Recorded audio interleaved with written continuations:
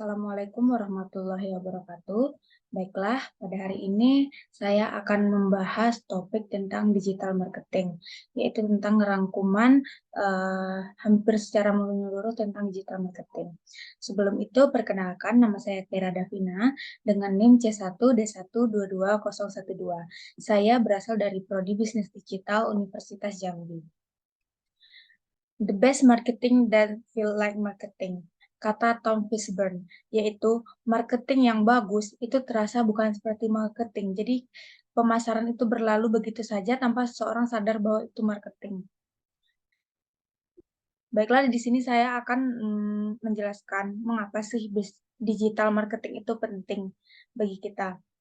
Banyak banget platform-platform yang udah memberitakan tentang betapa pentingnya digital marketing pada saat sekarang ini, bahwasannya dibutuhkan talent-talent digital tersebut pada era 4.0 tentunya. Makanya banyak sekali orang yang menyuarakan atau memberitahukan bahwa digital marketing itu sangatlah penting. Baiklah, sebelumnya saya akan menjelaskan dulu tentang revolusi industri. Revolusi industri diawali dengan industri 1.0, yaitu di mana semuanya masih serba konvensional, serba tradisional. Jadi sangat tradisional, orang masih menggunakan kapak, masih menggunakan, ya belum masuk ke era mesin gitu. Kemudian lanjut ke industri 2.0, barulah di sini orang mengenal yang namanya tenaga listrik.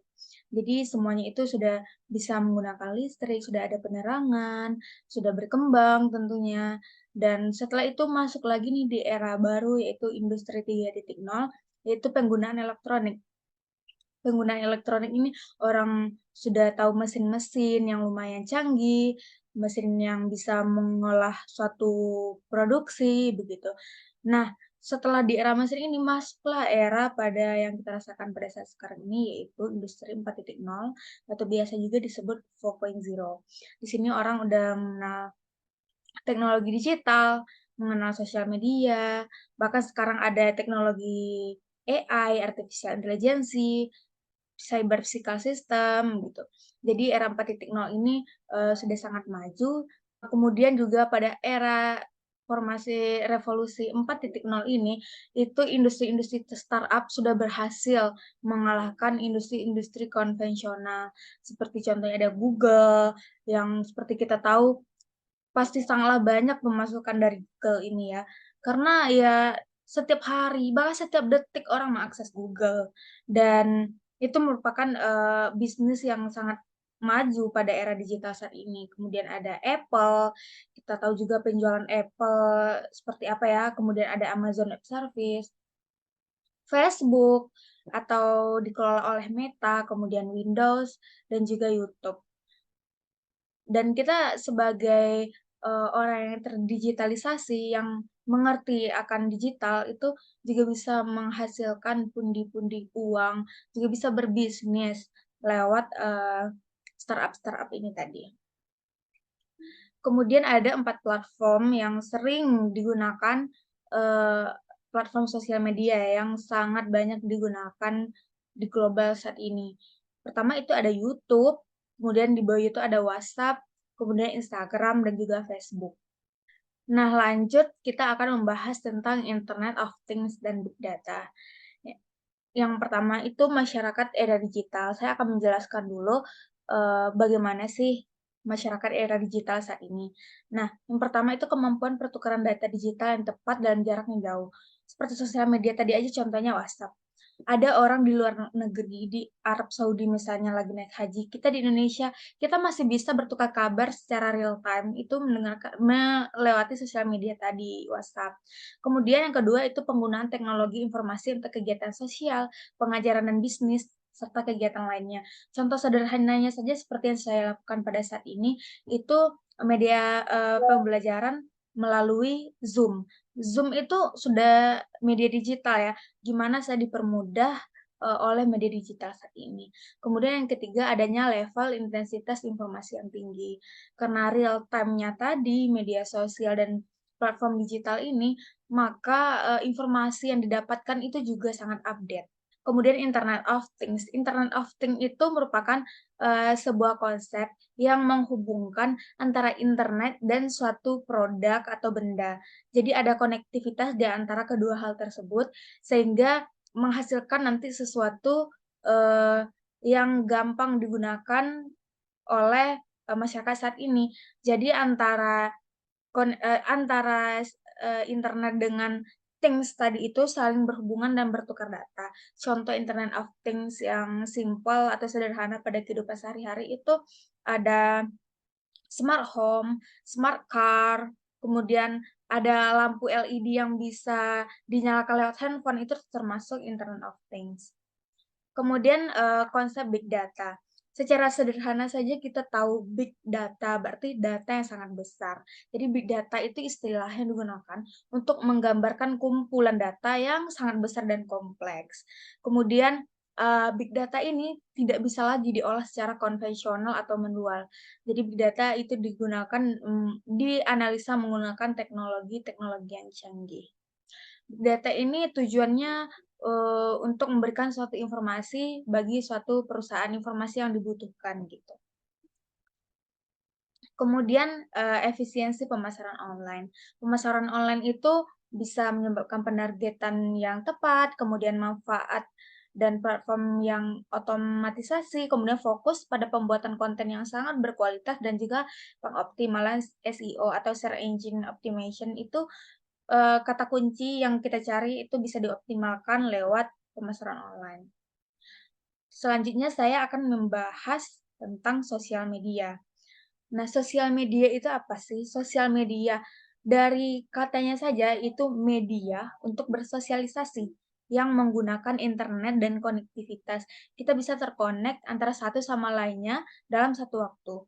Contoh media sosial yang populer digunakan di Indonesia pada saat ini itu ada Twitter atau yang pada saat ini mungkin udah ganti nama jadi X. Kemudian ada TikTok, juga platform yang kemarin sempat viral dan bahkan sampai hari ini tuh masih viral gitu ya. Kemudian ada Instagram, Facebook, YouTube, dan juga, Pinterest. Oh iya, satu lagi ada, eee, WhatsApp ya, WhatsApp. Kemudian benefit menggunakan sosmed, apa sih manfaat atau keuntungan kita menggunakan sosial media ini? Yang pertama reduce marketing cost.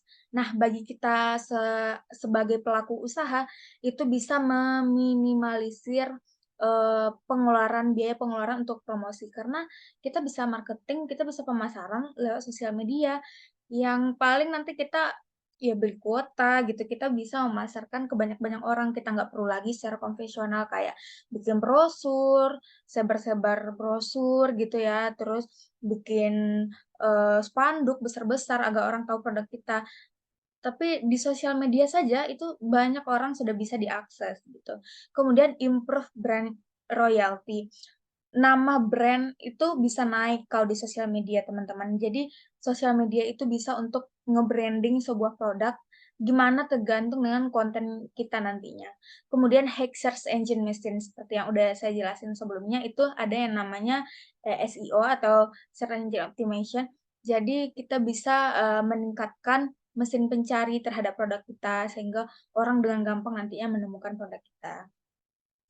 Kemudian platform terbaik untuk bisnis. Nah, berdasarkan survei dan analisa ada 4 platform tertinggi yang digunakan di Indonesia pada saat ini. Yang pertama itu sosial media, seperti Instagram, TikTok, dan Facebook. Kemudian ada website, itu website penjualan pribadi kita. Kemudian ada email dan juga display ads. Kemudian, saya akan membahas tentang e-commerce. E-commerce itu apa sih? Nah, secara umum e-commerce merupakan kegiatan bisnis, penjualan, marketing, promosi, nah atau jasa yang berhubungan erat dengan konsumen, manufaktur, internet service, provider, dan pedagang perantara dengan menggunakan media elektronik. E-commerce pada saat ini juga memasuki, puncak-puncak kejayaannya. Banyak e-commerce di Indonesia yang bahkan memiliki, eee penjualan atau marketing yang sangat jauh dibandingkan dengan konvensional. Dan bahkan banyak juga nih orang-orang yang sudah mengerti tentang digital, udah mengerti tentang e-commerce. Jadi mereka yang biasanya konvensional itu sudah mulai, beralih ke e-commerce untuk meningkatkan penjualan mereka tentunya. E-commerce di Indonesia ada apa aja?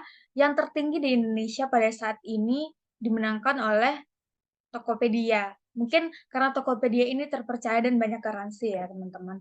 Kemudian selanjutnya itu ada Shopee, kemudian ada Bukalapak, Lazada, dan juga Blibli.com. Kemudian apa sih manfaat e-commerce? Nah, manfaat e-commerce yaitu mempermudah akses dan keterjangkauan.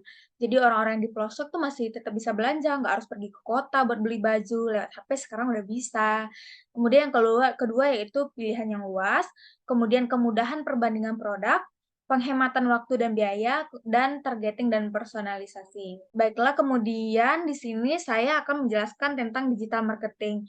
Beberapa minggu yang lalu itu saya ikut seminar digital marketing bersama Ekskul yang, diadakan oleh Telkomsel dan ada beberapa pemateri di sini saya akan mencoba merangkum beberapa, poin tentang materinya. Yang pertama itu ada disruptive of innovation. Disruptive of innovation itu apa sih?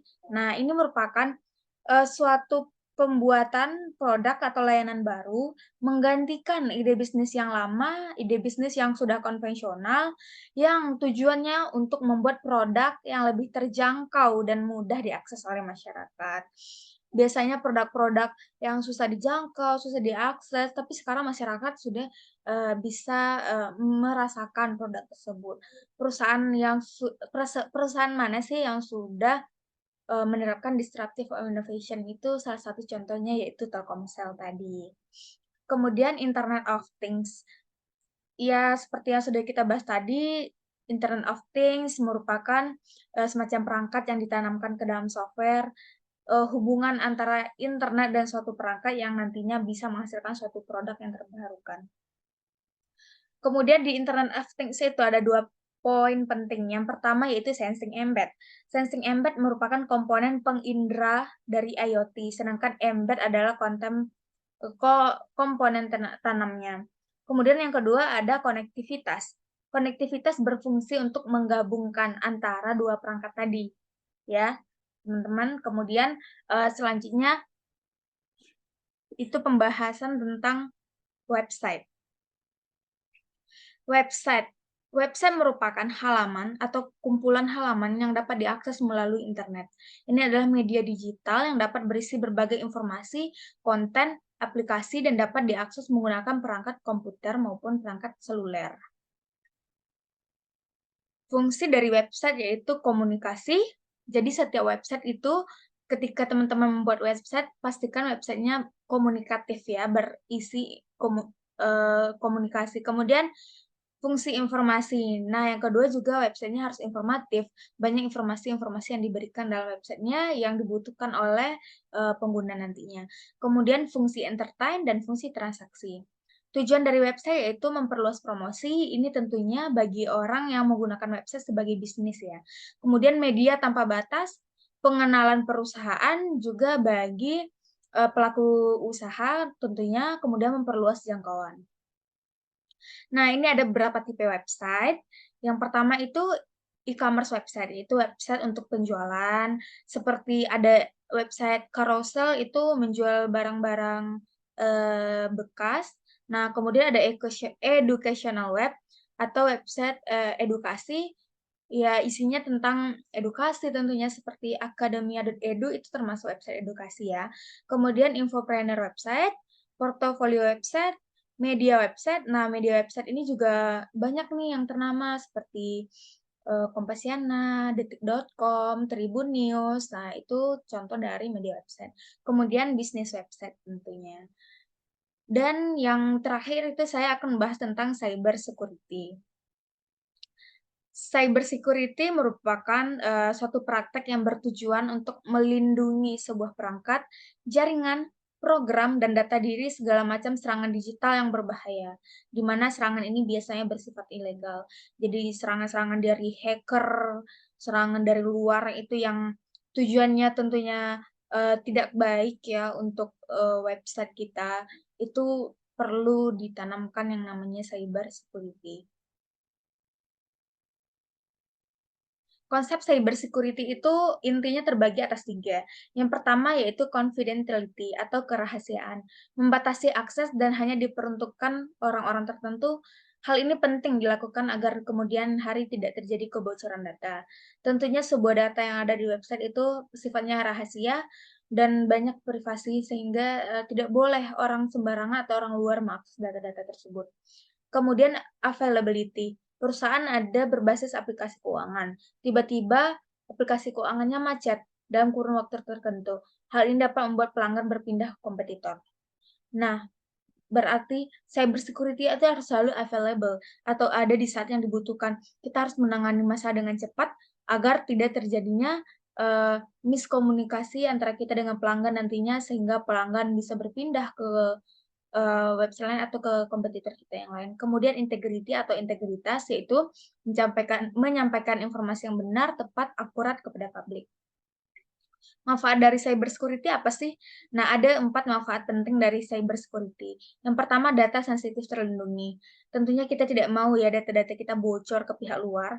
Nah, dengan cyber security ini data tadi bisa dilindungi dengan baik. Kemudian menjaga produktivitas, waktu pemulihan yang lebih singkat, dan membangun kepercayaan customer. Tentunya dengan kita bilang customer, "Nih, ayo join, kita aman, ada cyber security." Tentunya mereka yakin dan percaya data saya aman di sini dan pelanggan itu nantinya membangun kepercayaan dengan kita.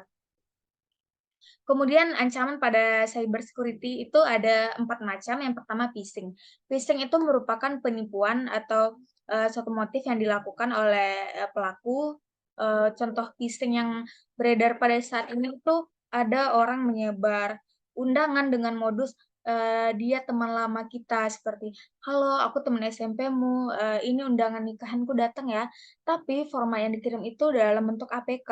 Nah, itu berarti dia mencoba untuk meretas yang namanya, data-data kita lewat situ. Jadi kita harus teredukasi tentang digitalisasi ini agar kita tidak gampang ditipu oleh pihak-pihak luar.